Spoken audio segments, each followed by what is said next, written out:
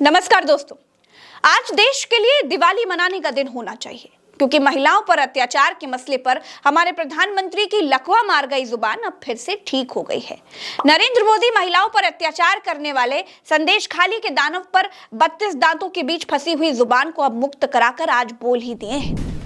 संदेश खाली में बहनों बेटियों के साथ दुस्साहस की सारी हदें पार कर दी। लोग इस बात से खुश हैं कि महिला अपराधों पर हमारे प्रधानमंत्री की जुबान कम से कम हिली तो, क्योंकि जब देश की महिला खिलाड़ी मोदी के घर से कुछ ही दूरी पर धरने पर थी, इन्हीं मोदी के सांसद पर यौन शोषण के आरोप लगाकर रो रही थी, बिलख रही थी, मोदी तब धृतराष्ट्र बन गए थे। नई संसद से कुछ ही दूरी पर पुलिस उनको जूतों तले रौंद रही थी, तब मोदी सेंगोल लेकर टहल रहे थे, तब मोदी की जुबान अकड़ गई थी। तब ऐसा लग रहा था जैसे मोदी जी और उनकी जुबान मानो अवकाश पर चली गई हो। जब मणिपुर में महिलाओं को जलाने जैसी खबरें आ रही थी, अत्याचार की तमाम खबरें आ रही थी, तब नरेंद्र मोदी की जुबान लकवाग्रस्त हो गई थी। लेकिन लोग अब खुश हैं कि मोदी जी की लकवा मारी हुई जुबान अब ठीक हो गई है। अब कम से कम महिला अपराध पर बोलने तो लगे हैं।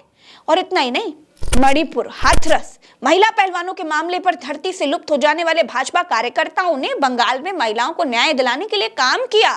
भाजपा कार्यकर्ताओं को अगली 26 जनवरी को हाथी पर बिठाना चाहिए। सब लोग तालियां बजाइए भाई। महिलाओं के सम्मान रक्षक बीजेपी कार्यकर्ता पुनः लौट आए हैं।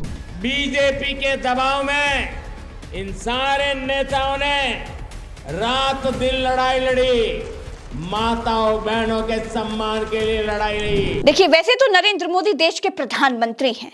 संदेश खाली में जो कुछ हुआ उसके लिए जितनी जिम्मेदारी ममता बनर्जी की है, उतनी ही जिम्मेदारी नरेंद्र मोदी की भी है। नरेंद्र मोदी जी को हमने देश की जिम्मेदारी सौंपी है।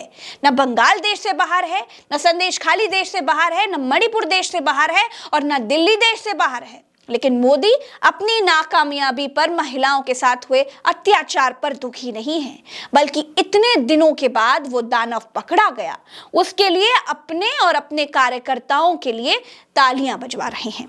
नरेंद्र मोदी जी प्रधानमंत्री के अधिकार और कर्तव्यों की पुस्तक को जरा फिर से पढ़िएगा। ये ताली बजवाने का समय नहीं था, शर्म का समय था। चलते हैं, नमस्कार।